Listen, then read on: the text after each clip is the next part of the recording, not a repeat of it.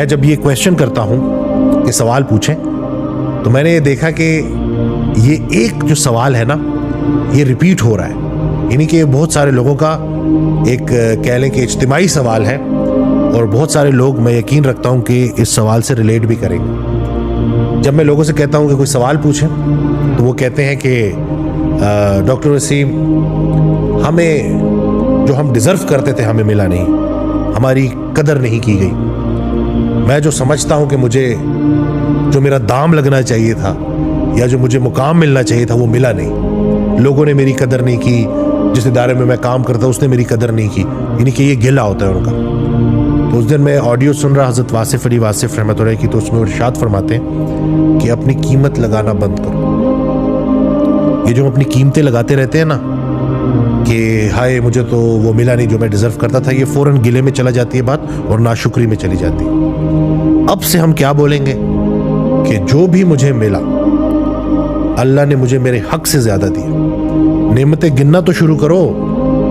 انسان کا سب سے بڑا مسئلہ یہ ہے کہ یہ کوئی ایک برائی اس کے ساتھ ہو جائے نا، کہ انسان اگر اس کے ساتھ برا کر دے تو وہ اس انسان کی 100 جو نیکیاں ہیں جو احسان ہے وہ بھول جائے گا، اس ایک برائی کو یاد رکھے گا اور اسے ملٹیپلائی بائی 0 کر دے گا۔ اور یہی معاملہ معاذ اللہ انسان اللہ کے ساتھ بھی کرتا ہے کہ ذرا سا کوئی ایک چیز مشکل آتی ہے تو وہ اللہ کے وہ سارے انعامات وہ احسان بھول جاتا ہے اور اسے ایک چیز کا گلہ کرنا شروع کر دیتا ہے۔ اور آپ کو اندازہ بھی نہیں ہے کہ جب ہم گلہ کرنا شروع کرتے ہیں، جب ہم راضی نہیں ہوتے اپنی زندگی میں، تو کس حد تک وسوسے بڑھتے ہیں۔ ہم کسی چیز پر بھی خوش نہیں رہ سکتے۔ جو انسان 5 مرلے کے گھر پہ خوش نہیں ہے نا، وہ 5 کنال کے گھر پہ بھی خوش نہیں ہوگا۔ یہ بات سمجھیے کہ یہ کتنی ضروری ہے، اس بات کو سمجھنا۔ خوش نصیب وہ ہے جو اپنے نصیب پر خوش ہے۔ تو آج سے ہم یہ کہنا شروع کریں گے کہ یا اللہ تیرے مجھ پہ اتنے احسانات ہیں، آپ کے مجھ پہ اتنے احسانات ہیں کہ میں جو آپ نے مجھے دیا ہے نا وہ بالکل بہترین دیا ہے اور میں اس پہ راضی ہوں۔ جو جیسا آپ بہتر سمجھتے تھے آپ نے بالکل ویسا مجھے دیا، بلکہ اگر کہیں یہ بھی کہنا پڑے کہ آپ نے مجھے حق سے زیادہ دیا ہے تو یہ بھی غلط نہیں۔ دیکھیں کتنی نعمتیں ہیں، گننا تو شروع کریں۔